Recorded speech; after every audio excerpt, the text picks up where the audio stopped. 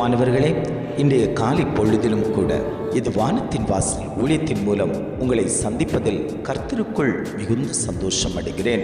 தேவனோடு நடக்கிறேன், தேவனோடு உரையாடுகிறேன், தேவ பிரசன்னத்தில் அமர்ந்து கொடுக்கிறேன். ஆனாலும் என் குடும்பத்தில் பல பிரச்சனைகள், பல போராட்டங்கள், பல வேதனைகள் இருந்து கொண்டிருக்கிறது.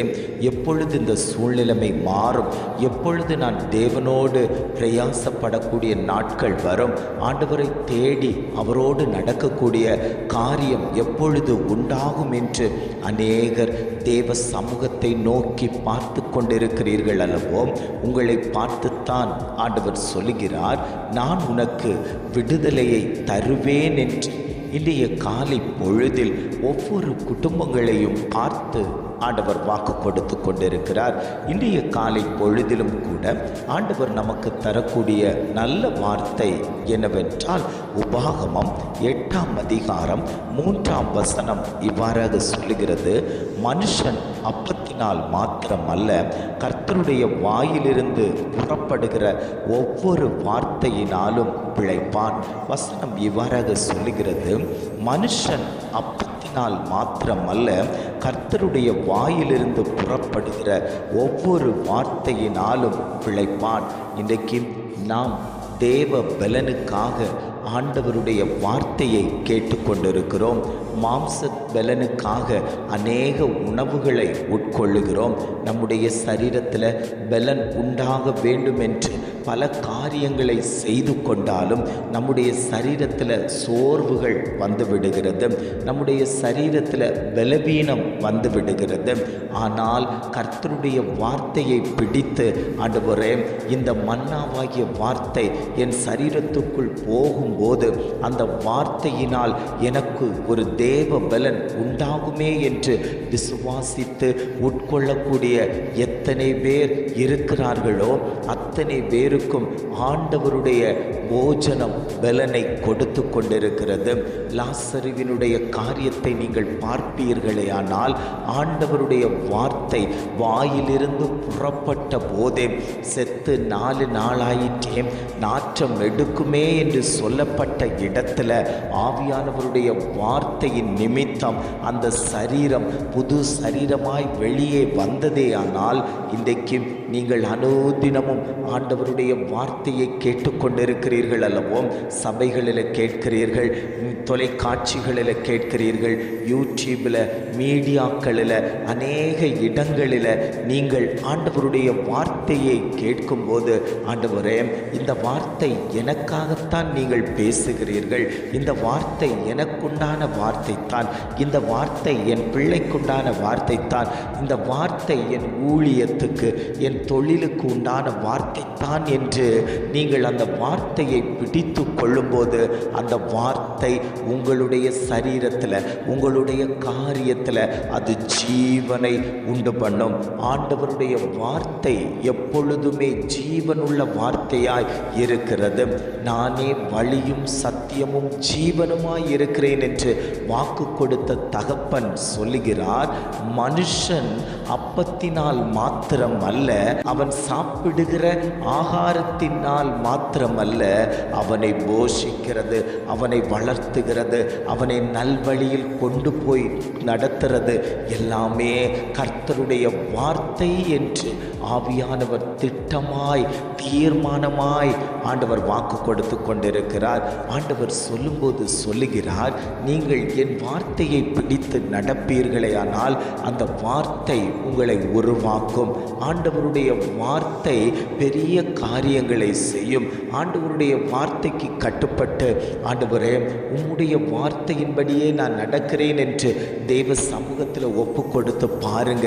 ஆண்டவர் உங்களை உயர்த்தி கொண்டு போவார். அவர் உங்களை மேலாக்குவார். கீழாகாமல் நீ மேலாவாய், வாலாகாமல் தலையாவாய். ஆண்டவருடைய கற்பனைகளின்படி, ஆண்டவருடைய கட்டளையின்படி, நியாய பிரமாணங்களின்படி நீ நடந்து நடந்து கொள்வாயானால், உன் குடும்பம் நடந்து கொள்ளுமே ஆனால் நீங்கள் உயர்ந்த ஸ்தானத்தில் வைக்கப்படுவீர்கள் என்று ஆவியானவர் வாக்கு கொடுத்து கொண்டிருக்கிறார். எத்தனை பேருக்கு சொல்ல முடியும், ஆண்டவரே உம்முடைய வார்த்தை தான்ப்பா எனக்கு ஜீவனை தந்து கொண்டிருக்கிறது. ஆறுதல் அற்ற நிலையில், தேர்தல் அற்ற நிலையில் ஒடிந்து போய் நொறுங்கி ஒரு ஓரமாய் கிடக்கும்போது மனுஷன் கொடுக்கக்கூடிய வார்த்தை என்னை தேற்றலப்பா.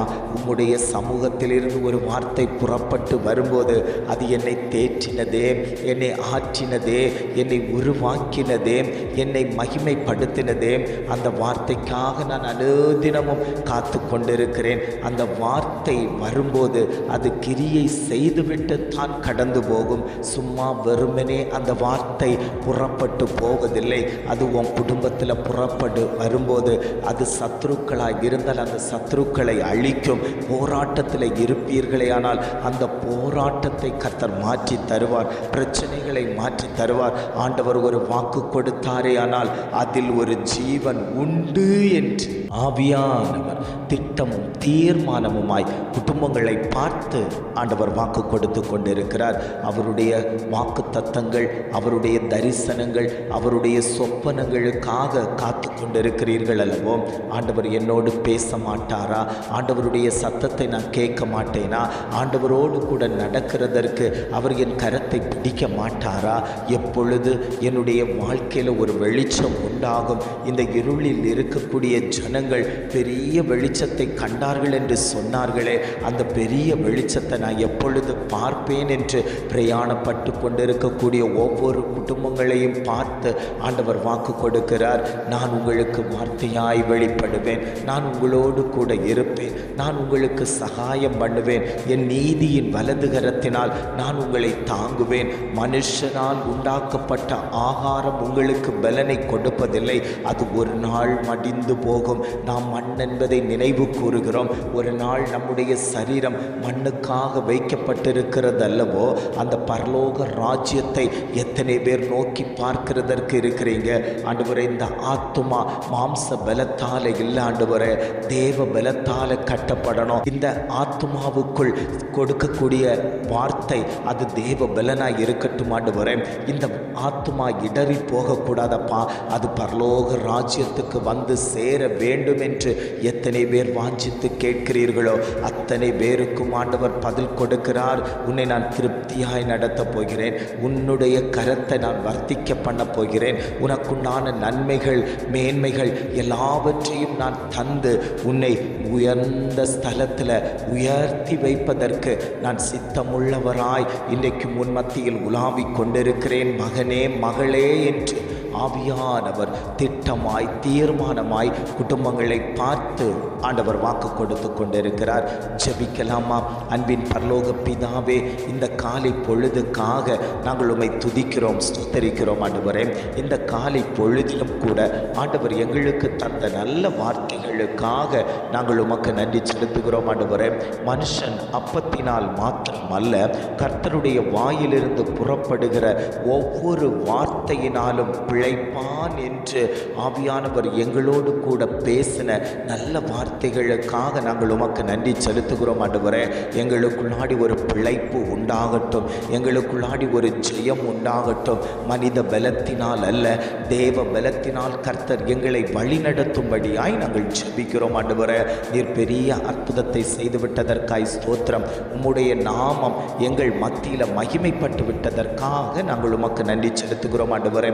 இதை கேட்டுக்கொண்டிருக்கக்கூடிய ஒவ்வொரு குடும்பத்திலேயும் கர்த்தருடைய கரம் வைத்து விட்டதற்காக நாங்கள் உமக்கு நன்றி செலுத்துகிறோம். இம்மட்டுமாய் நடத்தினவர் இனியும் நீர் அவர்களை பலப்படுத்தி திடப்படுத்தி தைரியப்படுத்தும்படியாய் நாங்கள் ஜெபிக்கிறோம். எங்களை தாழ்த்தி தருகிறோம். துதி கன மகிமை எல்லாம் உமக்கே செலுத்துகிறோம். மீட்பர் இயேசுவின் மூலம் ஜெபிக்கிறோம் ஜீவனுள்ள நல்ல பிதாவே. ஆமென், ஆமென்.